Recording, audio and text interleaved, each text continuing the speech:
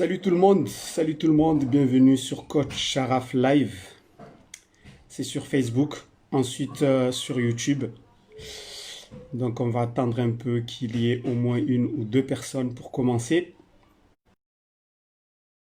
Un petit rendez-vous de tous les dimanches, si Dieu le veut, de 20h30 à 21h. Coach Sharaf Live, tous les dimanches de 20h30 à 21h. Il y a mon pote Nas l'ancien.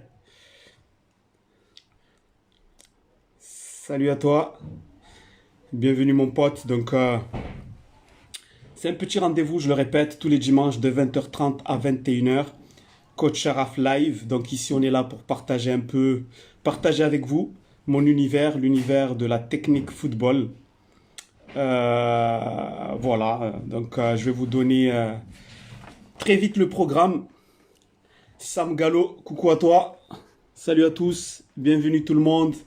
Coach Sharaf Live, on est là pour partager un peu la passion du football, la passion de la technique football pendant 30 minutes. Voilà, le programme d'aujourd'hui, c'est un programme un peu particulier parce que normalement, il a changé. Aujourd'hui, je devais tout simplement inviter quelqu'un. Donc, quelqu'un qui devait venir témoigner. Si vous voulez, c'était une personne, l'un des premiers jeunes que j'ai entraîné en 2012, qui devait être avec nous en direct aujourd'hui. Mais malheureusement, il y a eu un petit souci technique au niveau de la connexion. Donc, j'étais obligé de trouver très très vite d'autres sujets. Donc, voilà. Donc, nous allons commencer parce qu'aujourd'hui, je n'ai pas envie de faire comme le week-end dernier. Le week-end dernier, j'ai voulu faire 30 minutes et j'ai fait presque 1 heure. Voilà, j'ai pas vu le temps passer. Donc là, aujourd'hui, on va vraiment essayer de respecter les 30 minutes. Il ne faut pas que ça soit trop long. Et donc, pour commencer, je vais déjà vous donner un peu le programme du jour. Un programme qui a changé. Donc, le premier sujet que je vais traiter aujourd'hui, c'est ce sujet. C'est quoi une méthode? Comme vous savez, il y a beaucoup de méthodes de football. Il y a une méthode qui est très connue comme la méthode Corver. Et il y a la méthode que j'ai créée qu'on appelle la méthode Coach Sharaf. Donc, en fait, c'est une question qu'on m'a posée. C'est quoi une méthode? Comment on fait pour créer une méthode? Donc, ici, j'ai fait exprès de prendre l'exemple de ces deux méthodes, la méthode Corver et la méthode Coach Sharaf. L'évolution d'une méthode, comment on crée une méthode, puisque c'est pas n'importe qui peut créer une méthode, et ça, vous allez le comprendre tout à l'heure. C'est qu'une méthode, c'est quelque chose de très compliqué. C'est pas parce que tu connais 3-4 exercices de ballon que tu vas prétendre que tu as créé une méthode. C'est vraiment quelque chose de très spécial et vous allez le comprendre. Donc ça va être le premier sujet que je vais traiter. Donc, je vais parler des finalités d'une méthode et des spécificités d'une méthode. Et surtout, je vais beaucoup parler de la méthode Coach Sharaf.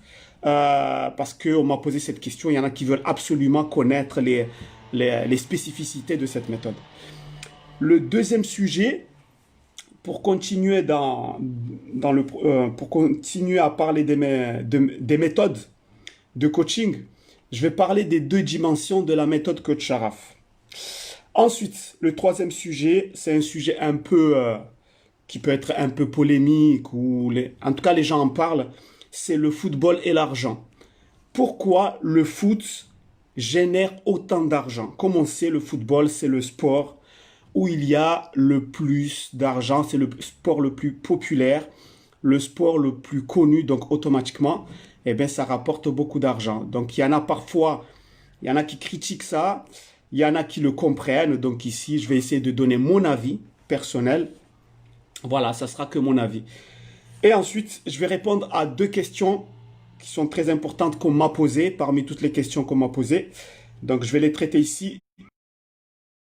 La première question qu'on m'a posée, c'est: est-ce que les compétitions pour les jeunes footballeurs, c'est bien ou ce n'est pas bien? Comme vous savez, il y a beaucoup de compétitions pour des jeunes qui ont 7 ans, 8 ans, 9 ans, 10 ans même, etc. Est-ce que c'est mieux ou pas? D'accord, moi je suis un partisan de la formation, c'est-à-dire j'aimerais qu'il y ait plus de formation dans les clubs, mais comme on sait aussi, on ne peut pas se passer des compétitions. Donc, je vais essayer d'expliquer un peu ce que j'en pense. Et la deuxième question, c'est quelqu'un qui m'a demandé, est-ce que la méthode Coach Sharaf est une méthode de freestyle ou une méthode de football? Donc, voilà sur les sujets. N'oubliez pas que cette vidéo, vous pouvez la revoir sur Facebook plus tard ou sinon sur ma chaîne YouTube Coach Sharaf. Voilà, très bien. Donc, c'est quoi une méthode?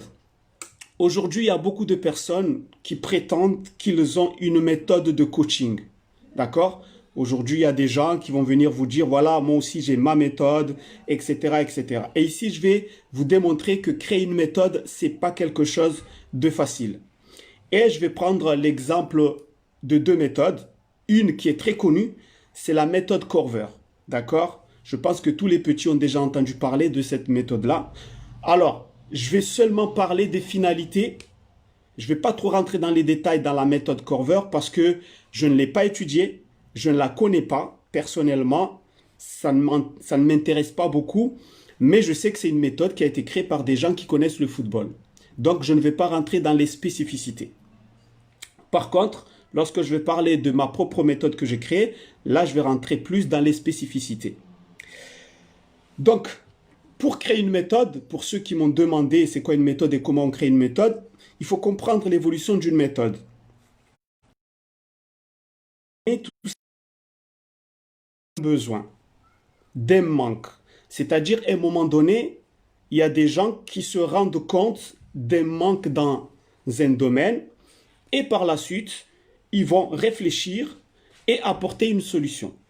D'accord? Par exemple, je pense que ceux qui ont créé la méthode Korver, ce sont des gens qui se sont dit, voilà, dans le football, il n'y a pas assez de beaux jeux. Donc, on va réfléchir comment faire en sorte qu'il y ait plus de beaux jeux dans le football. Et pour cela, il faut aider les jeunes joueurs à progresser. D'accord? Et à partir de là, sûrement, je dis bien sûrement car je ne l'ai pas étudié, ils ont dû mettre en place voilà, des techniques, une méthodologie pour pouvoir aider les joueurs à progresser. C'est exactement ce que moi j'ai fait parce que ceux qui ne connaissent pas la méthode Coach Sharaf, c'est une méthode de perfectionnement individuel football. Et je précise bien individuel. Ça veut dire le but de la méthode Coach Sharaf, c'est d'aider les jeunes joueurs à améliorer leur technique individuelle et à avoir moins de déchets techniques pendant les matchs. Et moi, j'ai créé cette méthode à partir de ce besoin-là. Ça veut dire, je me suis posé la question, moi qui aime la technique, je suis vraiment un amoureux de la technique football, c'est ce qui m'intéresse plus dans le football. J'ai remarqué très vite que beaucoup de jeunes, par exemple, ne savent pas jongler. Il faut savoir que même quand j'étais petit au quartier, j'ai appris à beaucoup de mes potes à jongler. Je leur ai appris à faire des passements de jambes, car j'ai toujours aimé ça.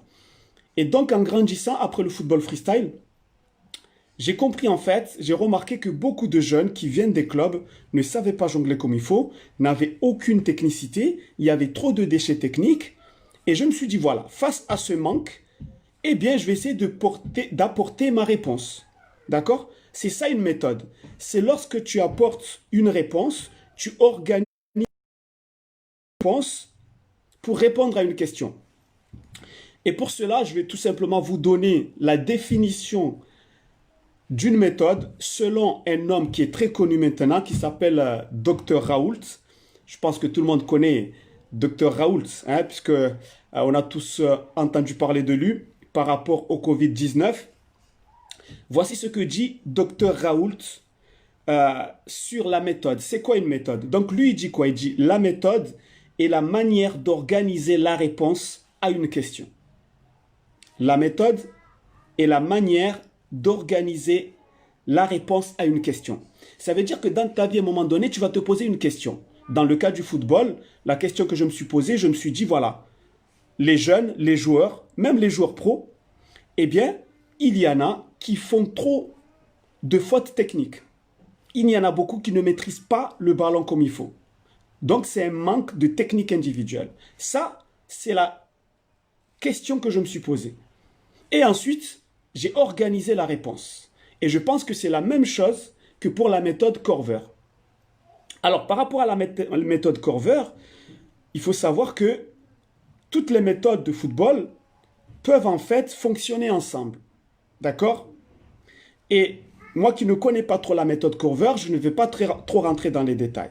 J'ai des petits, des joueurs qui, eux, avant d'arriver chez moi, des fois ils me disent, voilà, nous on a fait un peu la méthode Corver. Il y a des parents qui me le disent, oui, mon fils a fait la méthode Corver, etc. Et lorsqu'ils font ma méthode, des fois je leur demande, alors comment vous voyez, c'est comment?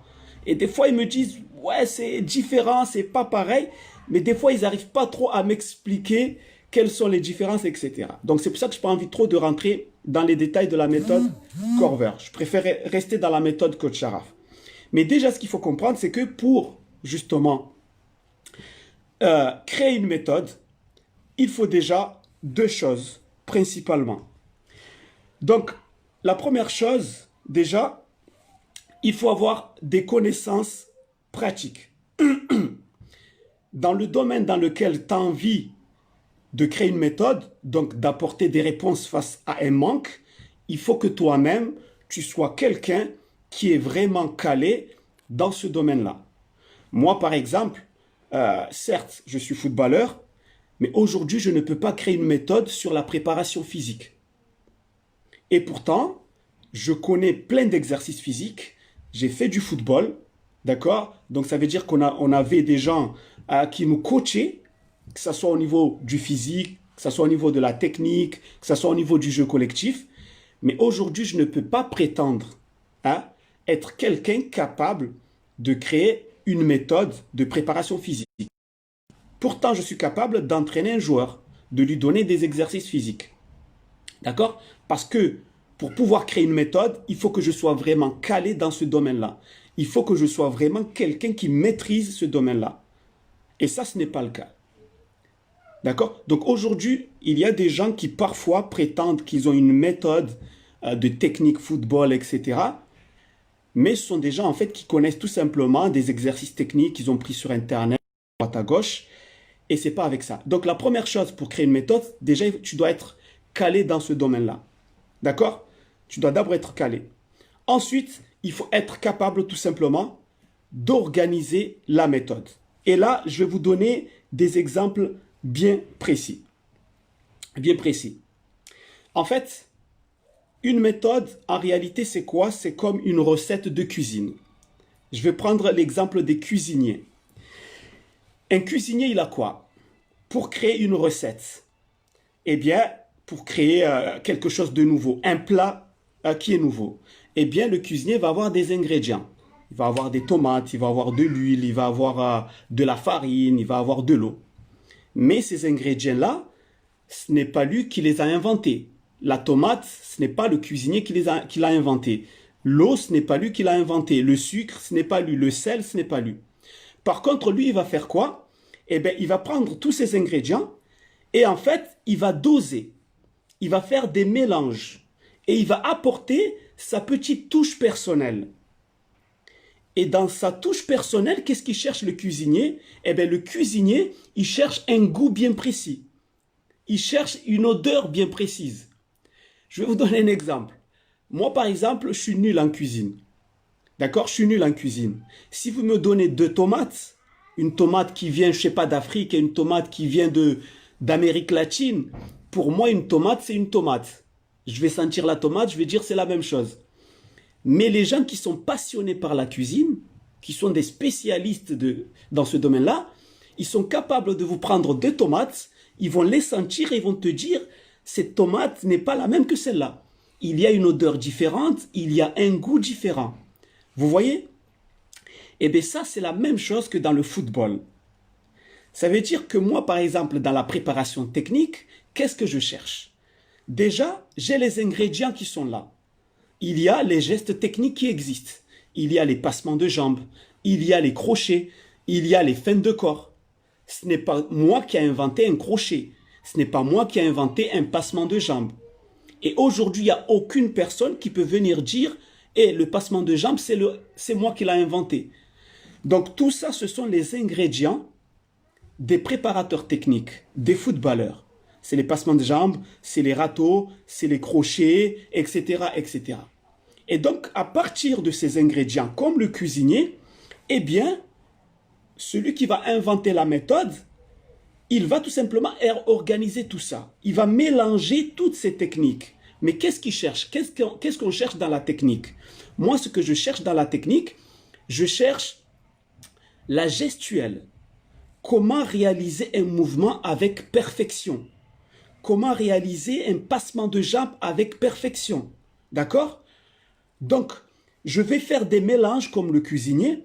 Je vais doser les techniques pour avoir la vitesse que je cherche, pour avoir la fluidité, par exemple, de la hanche que je cherche, pour avoir la rapidité que je cherche, pour arriver à ce que moi j'ai envie d'avoir chez mon joueur. Et aujourd'hui, des fois, sincèrement, je vous dis la vérité, il y a des jeunes que j'entraîne, ça fait un moment, je prends des exemples bien précis. J'ai un garçon qui s'appelle Reis, par exemple, ou un garçon comme Elias. Il y en a d'autres, bien entendu, mais je prends juste ces exemples-là. Lorsqu'ils me font des gestes de slalom, c'est tellement fluide, c'est tellement parfait au niveau de la gestuelle du mouvement, au niveau de l'équilibre du corps, que parfois j'ai la chair de poule. J'ai la chair de poule. Pourquoi? Parce que je connais la complexité du mouvement. Je sais que ces mouvements-là, si tu ne les travailles pas, si tu ne les perfectionnes pas, tu ne peux pas avoir une fluidité parfaite. Tu ne peux pas avoir une rapidité parfaite. C'est impossible. Donc, on passe tellement de temps à travailler, tellement de temps à corriger, puisque le préparateur technique, c'est quelqu'un qui corrige. Et ça, c'est très important. Si vous voulez être un préparateur technique, vous devez maîtriser chaque mouvement, mais surtout, vous devez corriger les mouvements. Et vous ne pouvez pas corriger si vous-même, vous n'avez pas deux choses. Si vous-même, vous n'êtes pas un spécialiste de ces techniques, au niveau de la pratique avant tout. Ça veut dire que chaque mouvement que tu vas enseigner à ton joueur, toi le premier, tu dois être capable de le réaliser à la perfection. Ou presque, parce que personne n'est parfait, bien entendu. Personne n'est parfait. Mais tu dois, toi, être le premier à réaliser ce mouvement. Donc, il faut une connaissance pratique, comme on l'a dit tout à l'heure, avant d'avoir une connaissance théorique. Et ça, en fait, c'est le problème que rencontrent aujourd'hui beaucoup de personnes qui parfois ont une méthode qui est bien. Je prends l'exemple de la méthode Korver ou la méthode Coach Sharaf. Moi, aujourd'hui, je peux vous enseigner la méthode Coach Sharaf, mais est-ce que tu sauras l'enseigner comme il faut? Est-ce que tu es capable, justement, d'expliquer chaque mouvement à ton joueur? Et là, je vais revenir un peu sur la méthode Cover parce que des fois, il y a des jeunes qui ont déjà fait cette méthode et lorsqu'ils viennent justement pour faire la méthode Coach Sharaf, parce que ce sont des méthodes qui peuvent se travailler en parallèle. Et moi, je pense que cette méthode-là, comme elle a été créée par des gens qui connaissent le football, je pense, même si je ne la connais pas bien, c'est une bonne méthode. Donc, la question n'est pas est-ce que c'est une bonne méthode ou c'est une mauvaise méthode. Non, je pense que c'est une bonne méthode. Mais la question est celle-ci. Qui sont les gens qui l'enseignent? Est-ce que l'éducateur qui va l'enseigner, est-ce qu'il maîtrise les mouvements lui-même? D'accord? Moi, je vous donne un exemple sur la méthode Coach Sharaf. Lorsque je vais au stade, vous savez, dans la méthode Coach Sharaf, il y a plus de 150 exercices évolutifs. Plus de 150. Et pourtant, je n'ai aucun cahier. Ça veut dire que lorsque je vais au stade pour aller faire mes cours, mon coaching, j'ai aucun cahier avec moi. Il n'y a aucun cahier dans lequel il y a des schémas qui me montrent comment mettre les plots, etc. Tout est dans la tête. Et lorsque je mets lorsque je mets deux plots qui se suivent, je sais à combien de centimètres je dois mettre le plot. Tous les exercices, il y a plus de 150 exercices évolutifs. Pourquoi?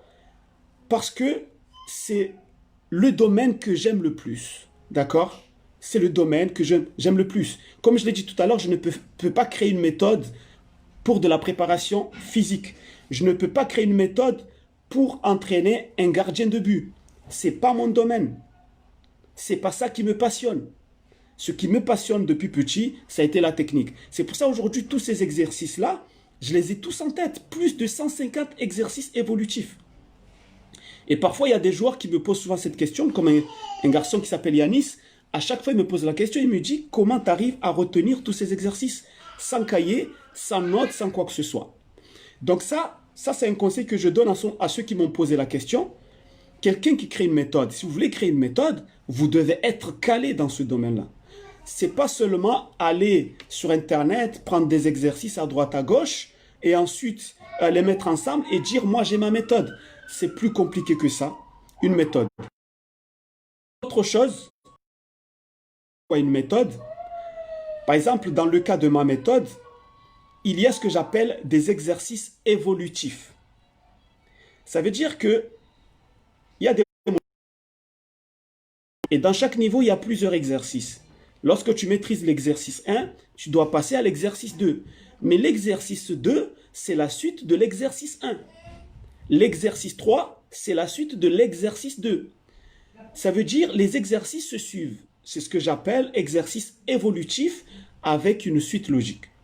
Donc voilà. Donc vous voyez qu'en fait une méthode, c'est quelque chose de très très complexe qui demande voilà une vision, parce que les gens qui créent des méthodes dans le football, ce sont des gens qui veulent changer quelque chose dans le football. Comme on a dit tout à l'heure, ils se sont posé une question sur un manque et ils vont organiser la réponse pour répondre à cette question. Donc voilà. Donc en gros, c'est ça à peu près, c'est quoi une méthode? C'est très complexe, d'accord? Il faut vraiment maîtriser le domaine dans lequel vous voulez justement créer cette méthode. Il ne faut pas seulement connaître quelques exercices, non, il faut aller vraiment au-delà de ça. Donc, je vais passer à un autre sujet parce que je vois que là, le temps passe trop vite. Il reste à peine 6 minutes. Donc, je vais parler du deuxième sujet. Non, je vais plutôt parler du troisième parce que sinon, on n'aura pas le temps. Donc, le troisième sujet, c'est le football et l'argent. Donc, voilà, on m'a posé aussi cette question. Le football et l'argent. Aujourd'hui, il faut comprendre que le football est le sport qui génère le plus d'argent. Donc, il y en a qui sont un peu contre ça. Il y en a qui pensent que, voilà, les footballeurs gagnent beaucoup d'argent alors que, voilà, alors qu'ils ne font que courir derrière un ballon. Alors que de l'autre côté, il y a des médecins, des gens qui sauvent des vies et qui ne gagnent pas autant qu'un footballeur. Donc, après, ça, ce sont des questions de valeur, d'accord? Moi, je suis pas là pour pour dire que c'est bien ou c'est pas bien. Je vais essayer tout simplement de vous expliquer pourquoi dans le football, il y a autant d'argent, pourquoi il y a des footballeurs qui gagnent des millions alors qu'ils ne font que courir derrière un ballon et que de l'autre côté, il y a par exemple des médecins, voilà, des médecins qui, eux, sauvent des vies et qui ne gagnent pas autant que des footballeurs. Ce que je pense moi, et ça c'est que mon avis, d'accord, c'est mon avis personnel, il faut bien comprendre que les clubs de football, ce sont des entreprises. Et bien entendu, ce sont des entreprises qui veulent gagner de l'argent. Ça, vous l'avez compris. Et souvent, si tu as envie de gagner de l'argent, d'accord, donc tu vas beaucoup investir. D'accord? Et les footballeurs, ce sont des employés. Ce sont des simples employés. Donc, dans une entreprise, si toi, en tant que footballeur, tu es un employé, si tu rapportes beaucoup d'argent à ton entreprise, donc automatiquement, l'entreprise va te payer plus. Plus tu rapportes de l'argent à ton entreprise, et plus l'entreprise va te payer plus, ce qui est un peu logique. Et malheureusement ou heureusement, dans le football, eh bien, il faut comprendre qu'il y a beaucoup d'argent. Il faut savoir qu'il y a, par exemple, les droits TV. Les droits TV, les chaînes de télévision qui achètent les droits pour pouvoir transmettre les matchs, ils donnent beaucoup d'argent.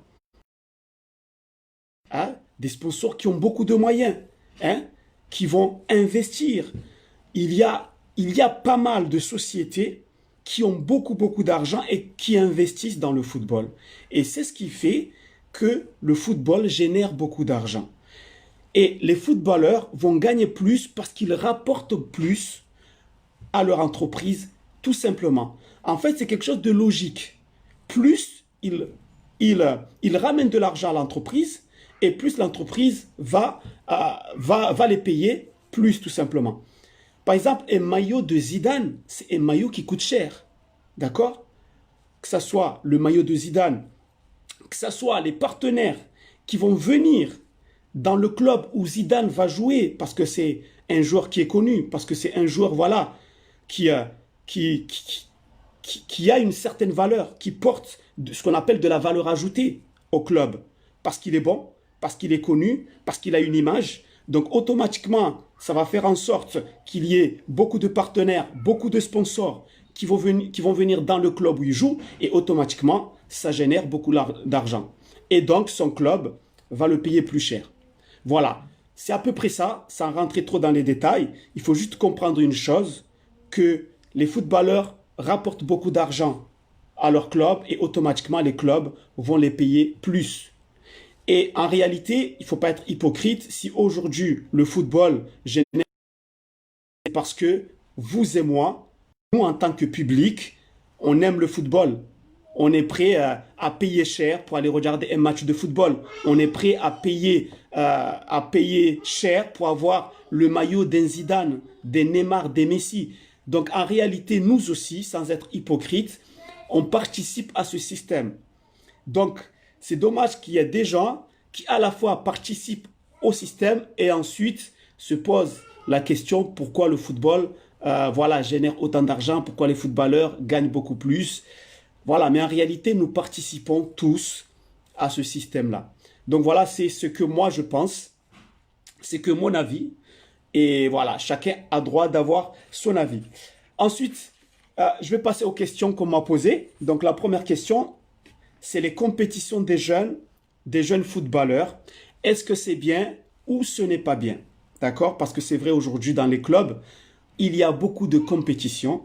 Des jeunes qui ont 9 ans, 10 ans. Bon, il y a des clubs, voilà, ils commencent un peu à réfléchir, à faire les choses autrement. Mais est-ce que les compétitions à cet âge-là, c'est bien ou c'est pas bien? Là aussi, moi, je vais vous dire ce que moi, je pense. Ce n'est que mon avis. Vous pouvez être d'accord ou ne pas être d'accord. L'essentiel, c'est de partager ce que je pense avec vous.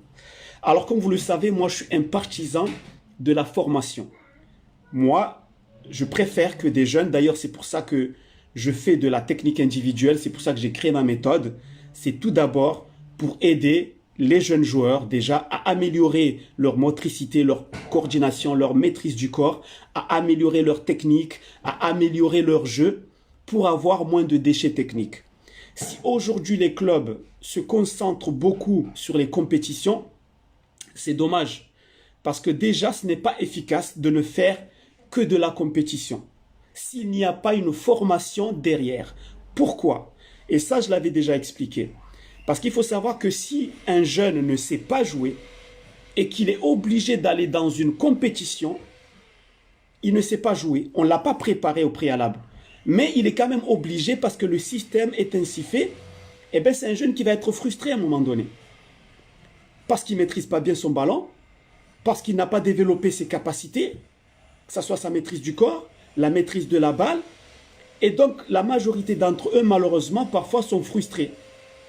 Et parfois, voilà, ils ne sont pas à l'aise.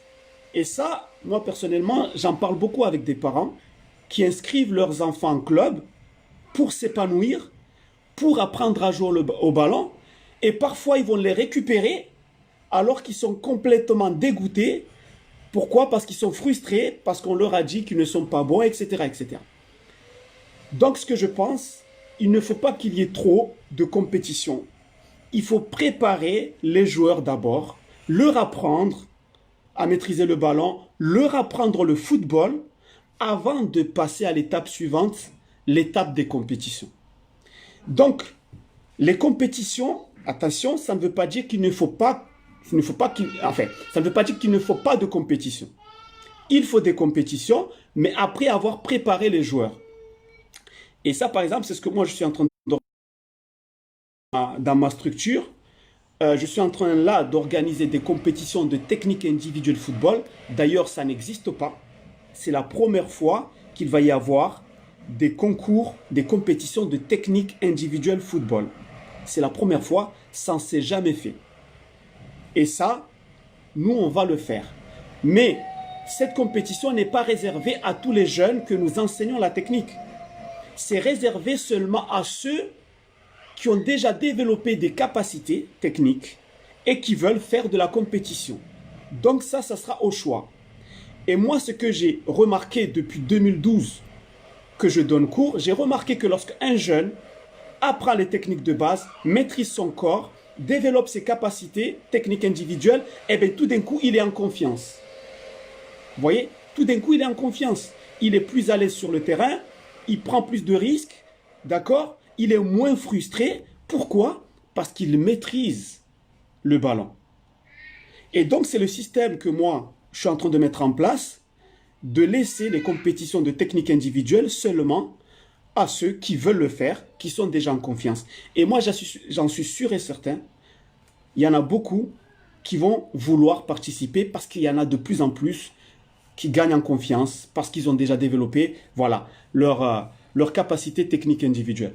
Donc, les compétitions, pour finir, dans le football, je pense qu'il ne faut pas dire, il ne faut pas enlever toute forme de compétition. Par contre, il faut faire les choses dans l'ordre. Enseigner le football, développer les capacités techniques de chaque joueur pour qu'ils aient confiance en eux et ensuite ils seront à l'aise dans les compétitions. Et maintenant, pour finir, pourquoi les compétitions c'est important quand même? C'est important parce que la vie est faite de compétitions. Et le sport est censé justement nous préparer pour la vie. Que vous le veuillez ou pas, quand vous allez être grand, eh bien, vous allez être confronté à pas mal de compétitions, que ce soit à l'école, que ce soit dans le monde du travail, que ce soit dans la vie de tous les jours. Donc voilà. Donc, des compétitions, oui, mais avant ça, il faut d'abord préparer les joueurs à ces compétitions. Donc, je tiens vraiment à m'excuser parce qu'aujourd'hui, ce n'était pas les sujets. Normalement, le sujet du jour, ça a été, voilà, mon invité. Je devais avoir un invité, donc on avait préparé quelque chose de bien précis. Mais malheureusement, j'étais obligé de changer par rapport aux difficultés techniques qu'on a eues. Donc voilà, donc je vous donne rendez-vous dimanche prochain. J'espère qu'on aura la solution du petit problème qu'on a eu par rapport à la connexion, tout ça. Et j'espère qu'il y aura mon invité qui pourra un peu participer, toujours dans le but de partager avec vous, bien entendu, le football, la technique football. Et n'hésitez pas non plus à envoyer vos questions. Si je peux répondre, ça sera toujours avec plaisir. Sur ce, restez toujours motivés. C'était Coach Sharaf. À très bientôt. Ciao.